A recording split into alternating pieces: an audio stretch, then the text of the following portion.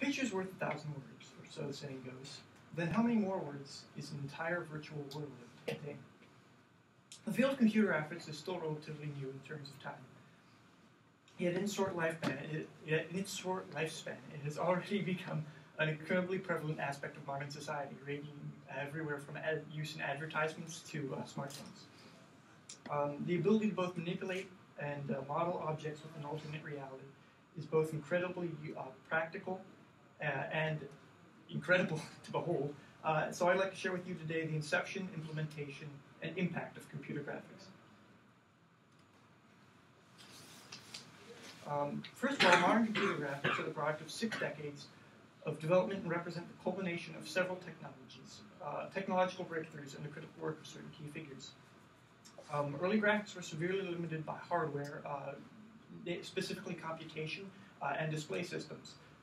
But according to patent examiner Eduardo Perez's analysis of patents from the era, several important technological breakthroughs were developed to circumvent these limitations in a variety of fields, including radar, television, and even printers. Namely, the invention of and implementation of electronic transistors allowed for a substantial surge in computing power as well as reduced space compared to the previous vacuum tubes which were necessary for the rapid calculations of computer graphics. Additionally, the creation of storage tubes for cathode ray monitors allowed for projectors to maintain a constant image without a need for a persistent input, thereby allowing monitors to achieve a higher resolution with a lower machine overhead and power input, which in turn freed resources for on-screen character generation and line rendering. Once the main hardware limitations were resolved, however, Christian K. Fallon identified 3 key figures who helped pioneer the field of computer graphics through software and data type creation. First of all, Professor Stephen A. Kuhn of MIT had a vision of interactive computer graphics in order for engineers to effectively draft and prototype models. So he invented the preliminary techniques for 3D surface descriptions using interpolated boundary curves, which is basically mathematical, where you define points in space, and using control points, you can create a bunch of complex and smooth functions. Next, Lawrence Roberts in the middle, in addition to his work developing basically the precursor to the internet, ARPANET, also created several solutions for edge detection, modeling solids, and perspective geometry within a 3D plane. So essentially projecting virtual objects onto a 2D thing to create the illusion of depth. Last but not least, the widely regarded father of computer graphics, Ivan Sutherland, basically revolutionized the field of human-machine interactions by developing Sketchpad, which was the first actual computer graphics modeling system of the time, and incorporated several quality of life features such as rubber banding, which is when a line actually live updates as you manipulate its location in space, and as well as snapping to angles and tegments. While Kuhn's, Roberts, and Sutherland's made undoubtedly great contributions in the field, Jesse Dunitz identifies the most important object, quote unquote, in computer graphics history, the Utah Teapot. Now, this simple structure, short and stout, may seem unimpressive, but by the time basic modeling programs saw wide use in the mid-70s, specifically among college campuses, because they were researching within the field and attempting to develop programs, models were severely limited for actually testing visual phenomena. So they couldn't, like, for example, here you can see reflections on the actual group and then patterns of geometry. They lacked decent models for showing off and testing these effects. But one student at the University of Utah, Martin Newell, while attempting to design new models, stumbled across his wife's teapot, and because of its symmetry and overall basic sake. It was both easy to model manually, but also incredibly useful because it had various characteristics, including ambient inclusion, like the ability to cast shadows on itself.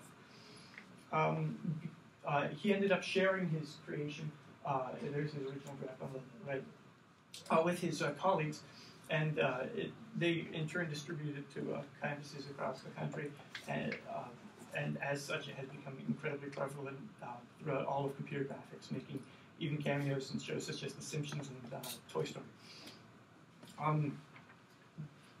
Thanks to all this groundwork laid by these individuals and their inventions, modern computer graphics is now a well-documented field of computer science with substantial mathematics supporting the concepts and functionality. First and foremost, there's the concept of the camera construct, which actually renders what the viewer is supposed to see. In order to render in real time, the camera determines what is within its view, its frustum, as it's called, which is the trapezoidal region, and then culls or hides everything outside of that field of view, and then projects what is there onto the near-clipping plane in order for it to be able to, and then projects that onto the actual computer screen.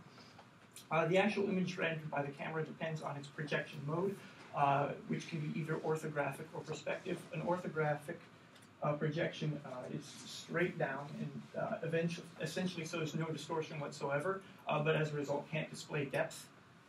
Whereas a perspective camera emulates real life and it's imperative to real-world rendering computer effects by focusing on a given point, as light would. And then, as computer scientist Ibrahim Al-Hashimi describes in The Modeling and Correspondence of Topologically Complex 3D Shapes, models are most commonly represented as polygonal meshes, which are basically a series of points in space connected by edges and then filled in by polygons, essentially, generally triangles because they allow the most versatility of angles. And the normal vector indicates whether they're facing outward or inward, as in this dolphin. But in order to manipulate, to facilitate motion within the virtual world, models must also be modeled mathematically. And so using but using vectors, we can matrices, we can physically manipulate how they behave in the virtual world, rotating in different axes, scaling them, and moving them about.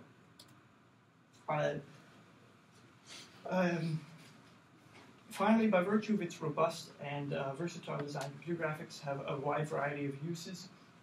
Abedin Kalsken and Ulis Sevik of the University of Turkey demonstrate various practical uses for engineering and architecture, such as modeling parts and assemblies, but they also make use in medicine, as MRIs and CAT scans depend on the imaging ability in order to be able to better diagnose patients and improve the overall quality of health. But they also have many uses because of their ability to engage an audience and their interactive aspect, as in video games. I'm sure you've all seen Toy Story, which has managed to touch countless lives in the 20 years it's been made. But last but not least, because of its ability to both, as both a practical tool and to engage an audience, computer graphics serve a credible potential as an education tool. In a study conducted by Hiroshi Matsuda and Naoshiko Shindo of the Nippon Institute of Technology, by implementing a simple animation program to the curriculum of school students, they found that students were both 97% of students both enjoyed using the tool, and 89% were found to have a deeper understanding of the actual subject matter when compared to a control. And this overwhelmingly positive response of the demonstrates the effectiveness of CG as a teaching tool, and hopefully the incorporation of it into curriculum in the near future.